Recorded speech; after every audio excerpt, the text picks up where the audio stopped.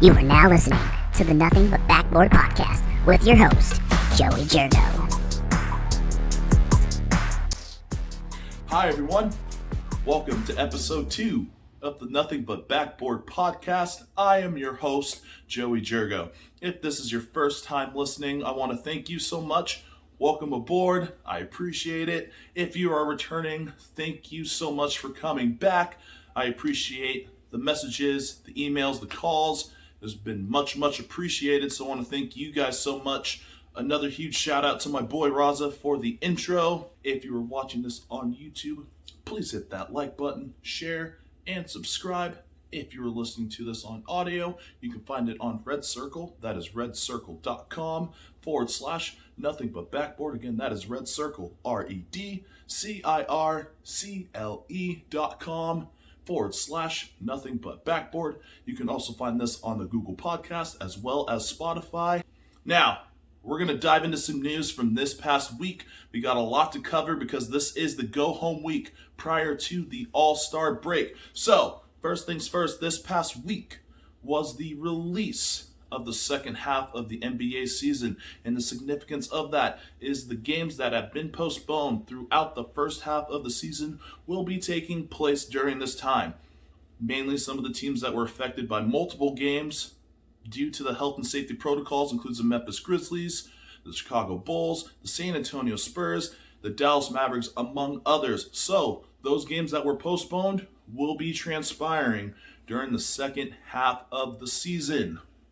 Speaking of the break, the All-Star break is coming up this Thursday, and we got the names of the players that will be on the reserves for the All-Star team. If you guys joined me last week, I made predictions for who would make both the West and the East reserves, and I was relatively accurate, but a couple key notes to point out from that.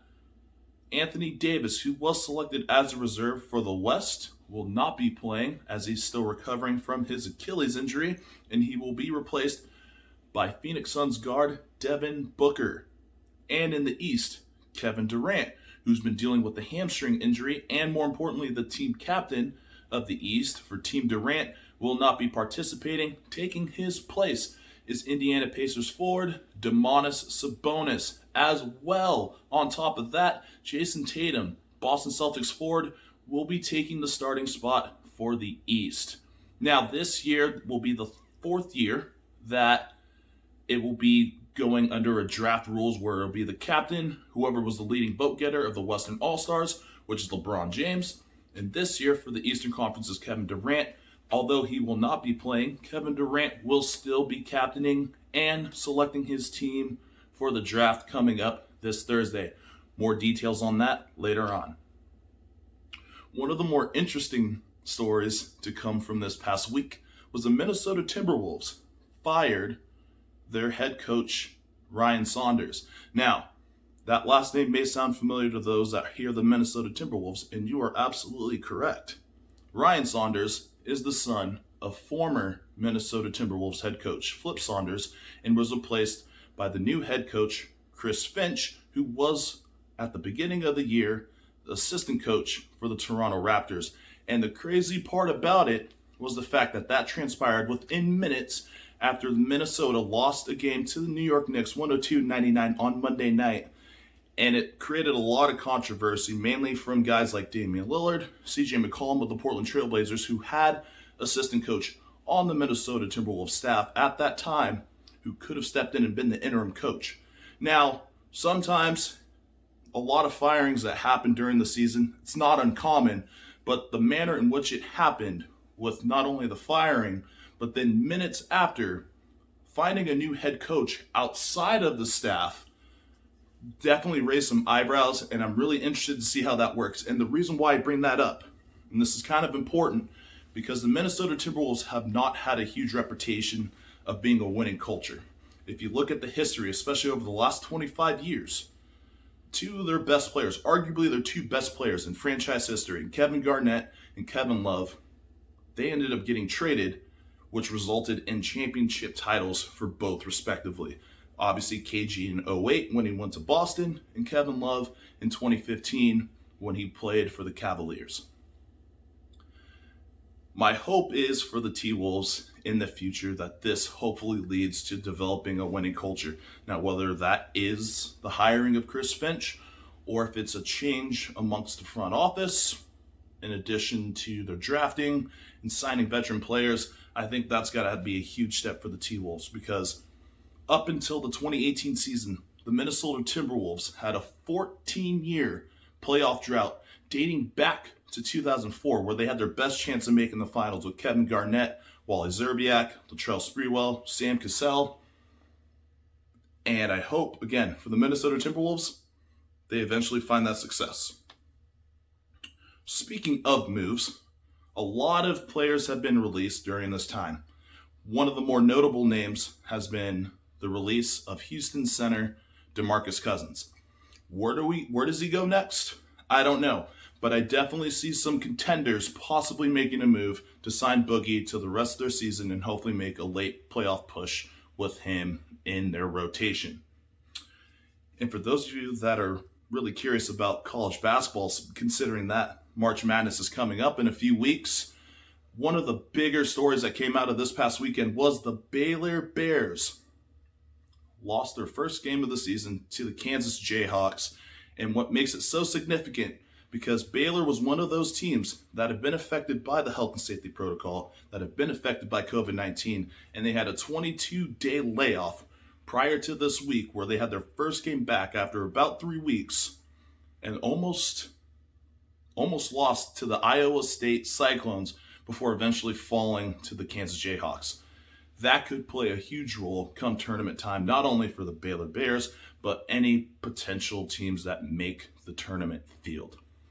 We'll get to that in the next episode. Now, if you guys joined me last week, we like to go over my teams of the week and the players of the week. And what I find really interesting, at least to me, is that after doing some research, and I looked on NBA.com after I posted my first episode, I was pretty accurate and nailed it on the head as far as who they named their players of the week. Last week I named James Harden and Damian Lillard respectively as the players of the week. NBA.com may or may not have eavesdropped on this podcast. You're welcome, Adam Silver. And they named them their players of the week. So we're going to be doing this every week, so let's get right into it. We're going to start off with my teams of the week in the Eastern Conference, perhaps the hottest team in the league right now, riding a 6-game winning streak, the defending Eastern Conference champion Miami Heat, who right now find themselves in the thick of the mush of the Eastern Conference with a bunch of teams that are sitting at 500 or just about 500 right now. But what makes Miami's streak so interesting is that they're finally getting healthy. Jimmy Butler, Tyler Hero, among others, have been dealing with the health and safety protocols throughout the entire season. But now that they're finally healthy, you're starting to see the team that made their run to the finals last year. To give you a bit of a recap of Miami's week, they started off this week beating OKC 108-94. Then following that up with a win against the Toronto Raptors 116-108. Then they beat arguably the best team in the league record-wise, the Utah Jazz 124-116, and capping it off this week with a win versus the Hawks 109-99. Now, as for the Western Conference team of the week, there was a lot of teams that juggled around in my head as far as who was more deserving of the Western Conference team of the week.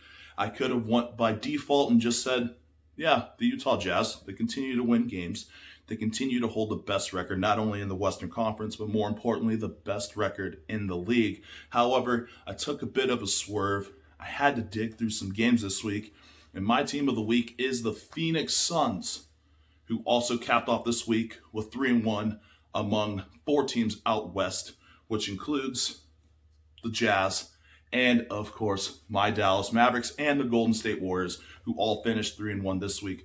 But what made Phoenix's week far more significant than the other teams this week, as we go through their schedule this past week, they started off their week with a huge win versus the Trailblazers, 132-100. They had a close loss versus the Charlotte Hornets, 124-121. Then they went and beat Chicago 106-97, and they won against the Timberwolves 118-99. Now, the players of the week, at least for the Eastern Conference, it was a no-brainer for me. It's Giannis Antetokounmpo. Yes, if you guys are still struggling with the spelling of Giannis's last name, I'll help you out right now in this episode. Giannis Antetokounmpo, Antetokounmpo.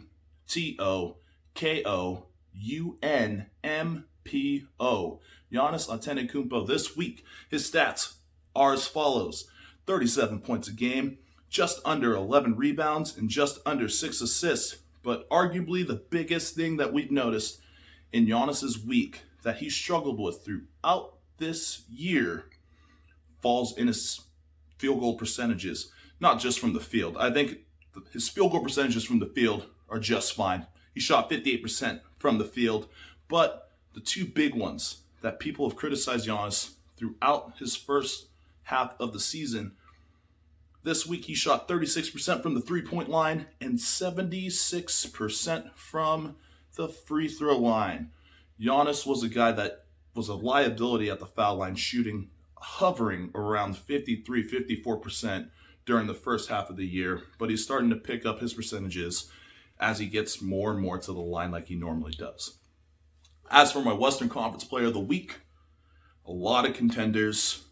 I was very tempted this week to pick Luka. Everyone, I know, I had to pump the brakes on that a little bit, but don't worry. This week's Player of the Week, Phoenix Suns guard, Devin Booker.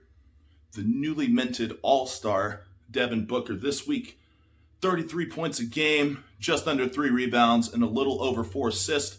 But his stats from the field, 54% from the field, 33% from the three-point line, something that's kind of been surprising to a lot of people for a guy the quality of a shooter of Devin Booker's. He's never shot over 40% from the three in a season. But that's all right. He still put up 33 points, and he shot 84% from the foul line. As we look at the standings, if you look at the standings right now, we're going to start off in the Western Conference.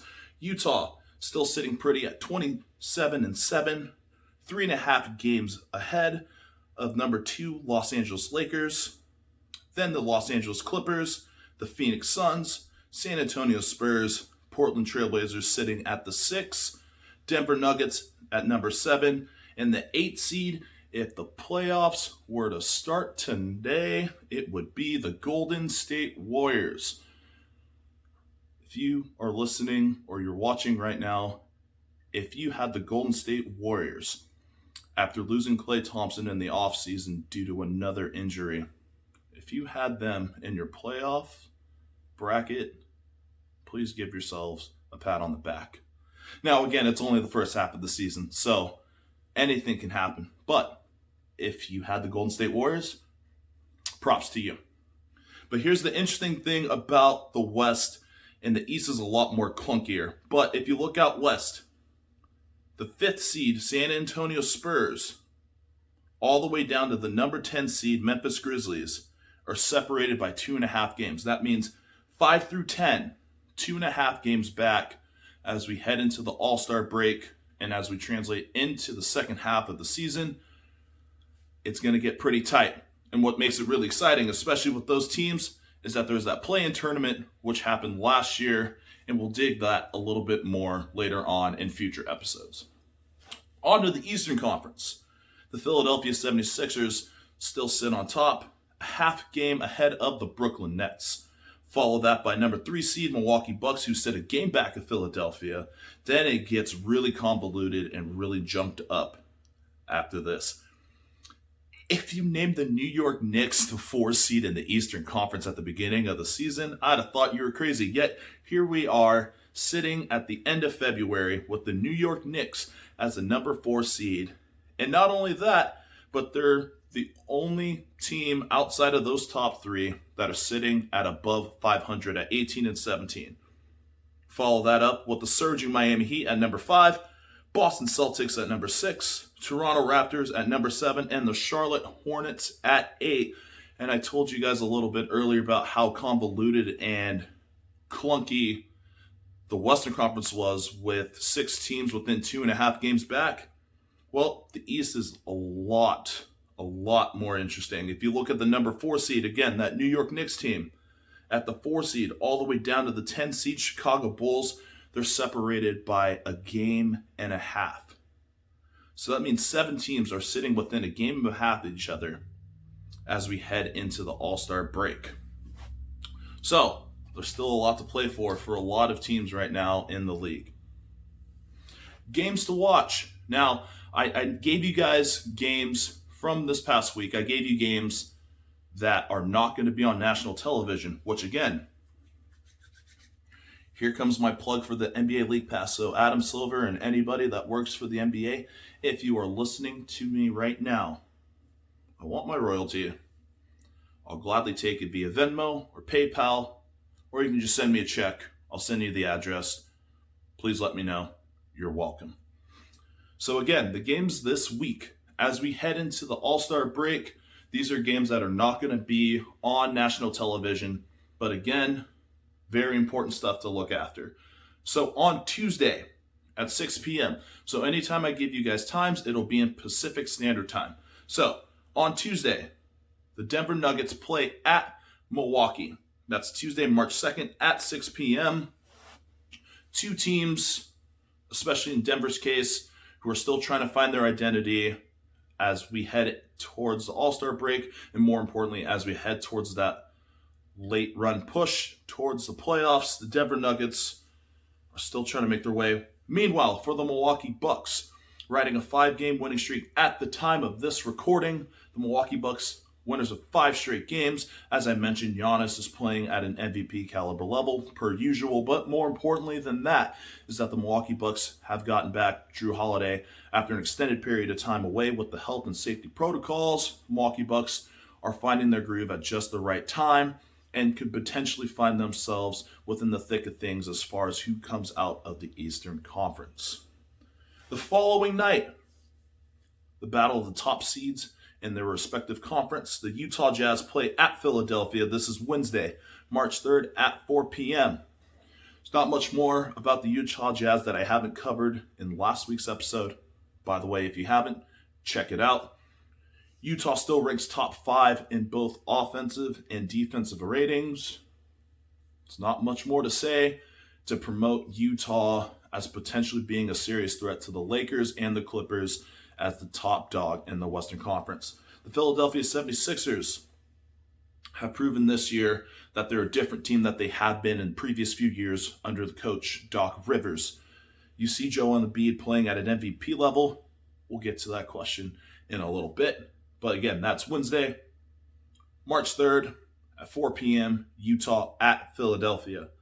The following night after that, we got 2 things to look forward to. Thursday, March 4th at 4 p.m., Toronto Raptors at Boston.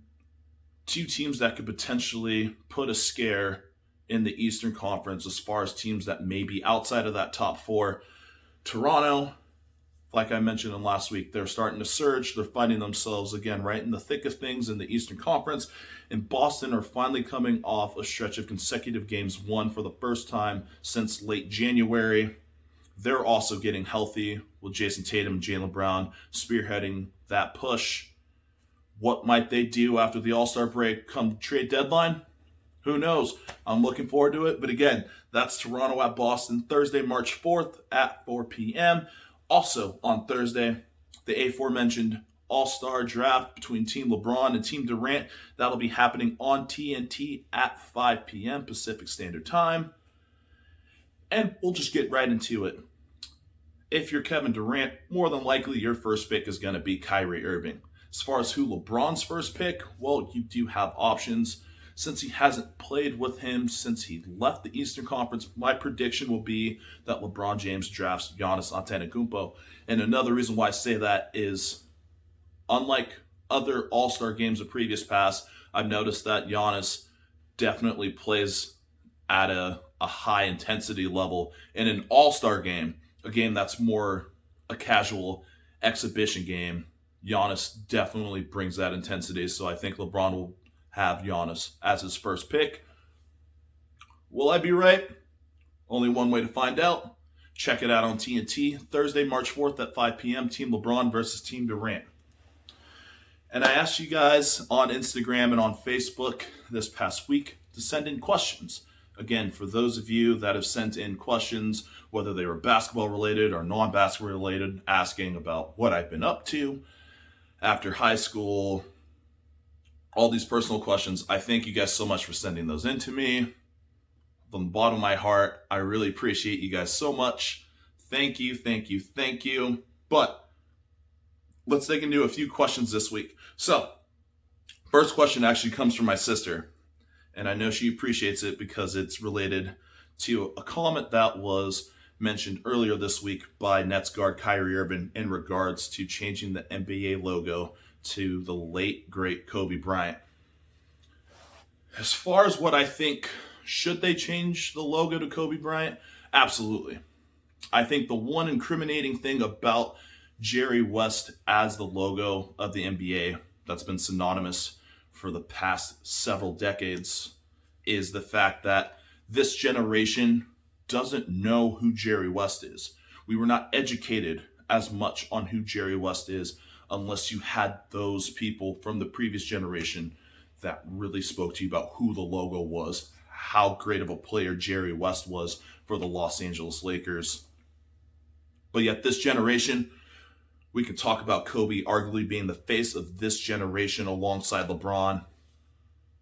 My hope is that for everyone that is listening, that you guys appreciate not only how great Kobe was, but also how great Jerry West was, not only as a player when he was with the Lakers, but more importantly, his role in the front office, how he's helped change organizations to success, the Clippers, the Warriors, what he's been able to do over the past decade or so with them, and even back to when he was with Memphis for a short time.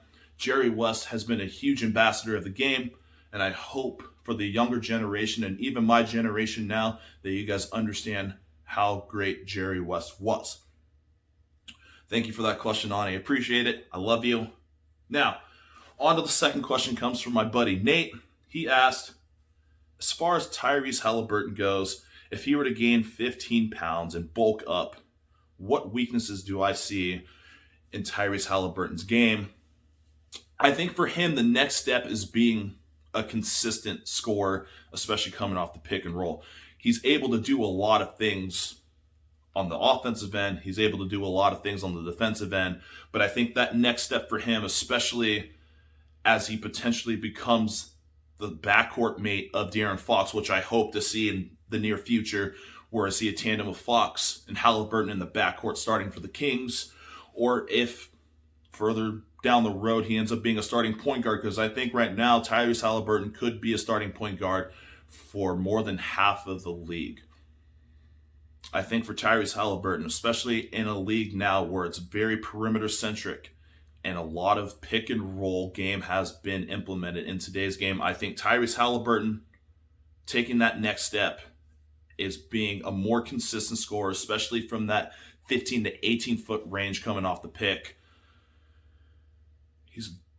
He's a decent to good spot up shooter, but I think off the dribble is an improvement that I see Tyrese Halliburton making and needing to take that next step forward to potentially becoming an all-star point guard. Speaking of Tyrese Halliburton, I feel really bad for Tyrese Halliburton because I feel like he's going to be this year's runner-up.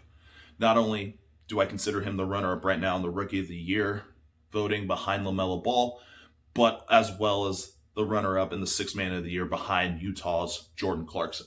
This question comes from my buddy Brad. Hey Brad, question. If you had to take one center right now to start your franchise, would it be Nikola Jokic or Joel Embiid? I've got to go with the Joker. Nikola Jokic, to me, especially on the offensive end, his passing and his playmaking, possibly the best from a big man I've ever seen. And that's better than Vlade Divac, who was a talented passer, better than the Gasol brothers, and I could even throw in a guy like Joakim Noah. But Nikola Jokic, what he's able to do on the offensive end, in that respect, kind of takes it over the top for me. Although Joel Embiid, especially how he's played this season for the Sixers and with Doc Rivers, he's been the more dominant low post player. and he's a more engaged defender. Arguably could be a top 5, top 10 rim protector and low post defender. But what Nikola Jokic does night in, night out on the offensive end, it's a tough one, but I'm going to go with the Joker on this one. And the final question, this is speaking of the Joker and the Nuggets. The question is, what did you think of the Nuggets last play versus the Wizards? So if you guys have not seen this play, best way to describe it is a botched 3-on-1 play with Jamal Murray, Campazzo, and Michael Porter Jr. And there is a lot of things wrong with that play that I can dissect, but simply put, why on a 3-on-1 we're settling for a 3? You're down 2, just take the tie, go into overtime, get stops, get quality baskets, you win the game in overtime. Instead, what ended up happening, and I'll try to do my best to be a broadcast commentator for you guys to visualize this, is that less than 7 seconds left, the Nuggets clear a missed basket by Washington, and Jamal Murray dribbles the ball up the left side of the floor with Campazzo running up the middle and Michael Porter Jr. flaring out to the right corner. What's wrong with that picture is the fact that, and a lot of coaches, I know Coach Tran, Coach Collins, if you guys are listening, you guys could probably agree the ball should be in the middle of the floor, because if the ball is in the middle of the floor, that guy, especially with Campazzo, how creative of a passer he is and a decision maker he is, that puts a lot more pressure on the defense as opposed to putting the ball on one side of the floor and eliminating any other option other than to put the ball on the opposite side of the floor. But how the play transpired is Murray picked up the ball, almost got doubled, and then ended up throwing a cross-court pass to Campazzo, and they took a 3. When not only that, but you have a 6'10 athletic wing in Michael Porter Jr. who can rim run, get a dunk, once again, tie the ball game, go into overtime, and pull the game out that way. But you live and you learn. And I think what makes that play so interesting, again, it kind of shows you where the NBA is, not just the NBA, but I think basketball as a whole, where the three-point line is the more coveted thing rather than anything else in the game. The three-point shot, the three-point line is the most targeted place. Case in point, we talked about it a little bit earlier with Joel Embiid. In previous seasons, Joel Embiid hung around the three-point line a lot more than he has this year, and you're seeing that a lot more with our bigs, and you see that a lot more with certain sets and certain plays and late-game executions, and we'll dig to that in a future episode. But the three-point line has found its way. It's here to stay, whether we like it or not. Me, as a guy that likes hanging around the three-point line, I personally enjoy it. But I think the volume and the amount of threes that are taken could be dialed down a little bit. And I think more half-court executions to get quality looks could be improved upon. And that was a case in point in that last play, lack of execution with the Denver Nuggets versus the Washington Wizards. So again, I thank you guys so much for the questions this week. If you guys are watching this video, please hit that like button, share, subscribe. If you guys are audio listeners, you can find this on Red Circle. That is redcircle.com/nothingbutbackboard. That is Red Circle, redcircle.com/nothingbutbackboard. We'll be back here next week covering the All-Star game. Obviously the week that was. Can't wait. We're going to be diving into the second half of the season as well. And more importantly, for those of you that are ready to fill out your brackets, we'll be getting you ready for March Madness. So once again, I am your host, Joey Jurgo. This has been episode 2 of the Nothing But Backboard podcast. I thank you guys so much for joining me. Wherever you are, thank you so much. I really appreciate it. I will see you guys in the next episode. Deuces.